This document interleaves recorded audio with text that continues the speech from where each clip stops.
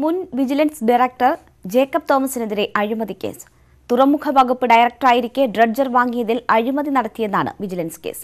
Thiruvananthapuram vigilance കോടതിയിൽ FIR file ചെയ്തു.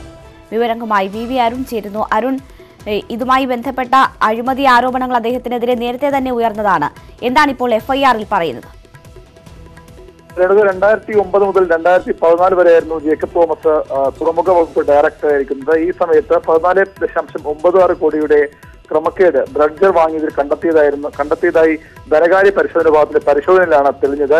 ഇതിനുശേഷം സർക്കാർ അനുമതിക്ക് ശേഷം രേഖകളിൽ മാറ്റം വരുത്തുകയും ടെൻഡർ വിവരങ്ങൾ വിദേശ കമ്പനിക്ക് നേരത്തെ കൈമാറിയെന്നും റിപ്പോർട്ടിൽ പറയുന്നു. ഇത് നേരത്തെ പലതവണ വിജിലൻസും അതുപോലെ കോടതിയുമൊക്കെ വിജിലൻസ് അന്വേഷിക്കുകയും കോടതി തള്ളുകയും ചെയ്ത കേസാണ്. ഒരു ഘട്ടത്തിൽ ജേക്കബ് തോമസിനെതിരെ ഡ്രഡ്ജർ അഴിമതി കേസിൽ നിന്ന് മുഖ്യമന്ത്രി നിയമസഭയിൽ വ്യക്തമാക്കുകയും ചെയ്തു. പക്ഷേ പിന്നീട് വീണ്ടും കോടതി ഈ കേസ് വരികയും സർക്കാരിന്റെ നിലപാട് കോടതി തേടുകയും ചെയ്തു. അപ്പോൾ വീണ്ടും സർക്കാർ എഡിയെ സമീപിക്കുകയും കേസെടുക്കാമെന്ന നിയമോപദേശം ലഭിക്കുകയുമായിരുന്നു. അതിന്റെ അടിസ്ഥാനത്തിലാണ് ഇപ്പോൾ തിരുവനന്തപുരം വിജിലൻസ് കോടതിയിൽ എഫ്ഐആർ സമർപ്പിച്ചിരിക്കുന്നത്. തിരുവനന്തപുരം വിജിലൻസ് യൂണിറ്റ് 1 കേസിന്റെ അന്വേഷണ ചുമതല.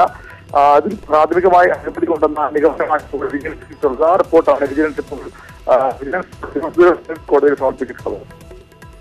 അരുൺ, അഴിമതിക്കെതിരെ ശക്തമായ നടപടിയെടുത്ത ഉദ്യോഗസ്ഥനെന്ന പ്രതിച്ഛായയാണ് ജേക്കബ് തോമസ് ഉണ്ടായിരുന്നത്. അതുമൂലമാണ് സസ്പെൻഷനിൽ പോകേണ്ട ഒരു സാഹചര്യം ഉണ്ടായത് എന്ന് വാദിക്കുകയും ചെയ്യുകയാണ് അദ്ദേഹം.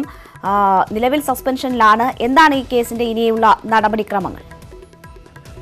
വിജിലൻസ് കോടതിയിൽ കേസ് എഫ്ഐആർ സമർപ്പിച്ചു കഴിഞ്ഞു. ഇതിന്റെ വിചാരണ അടക്കമുള്ള നടപടികൾ ആരംഭിക്കേണ്ടതുണ്ട്. നേരത്തെ ഇതിനെതിരെ ജേക്കബ് തോമസ് കോടതിയെ സമീപിക്കുകയും ചെയ്തതാണ്. അപ്പോൾ കേസ് നിലവില്ല എന്ന രീതിയിൽ കോടതി തള്ളുകയും ചെയ്തു. വീണ്ടും തനിക്കെതിരെ അന്വേഷണം ആരംഭിച്ച സാഹചര്യത്തിൽ ജേക്കബ് തോമസിന്റെ നിലപാട് കൂടി നിർണായകമാകും. നേരത്തെ കേസിൽ അന്വേഷണം വൈകിയെന്ന പരാതിക്കാരന്റെ ഹർജിയെ തുടർന്നാണ് കേസ് വീണ്ടും ഹൈക്കോടതിയിലെത്തുകയും ഇപ്പോൾ ഹൈക്കോടതി സർക്കാരിന്റെ നിലപാട് ഒരു ഘട്ടത്തിൽ തേടുകയും ചെയ്തിരുന്നു. വി അരുണാണ് വാർത്തയുടെ വിശദാംശങ്ങൾ.